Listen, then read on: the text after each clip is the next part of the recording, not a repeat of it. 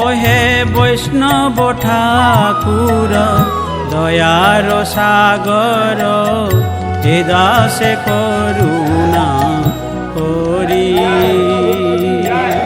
দিয়া পদ ছায়া শোধ হে আমায়, দিয়া পদ ছায়া শোধ হে আমায়, তোমার চরণ ধরি। ও হে বৈষ্ণব ঠাকুর দয়ার সাগর, হে দাসে করুণা করি।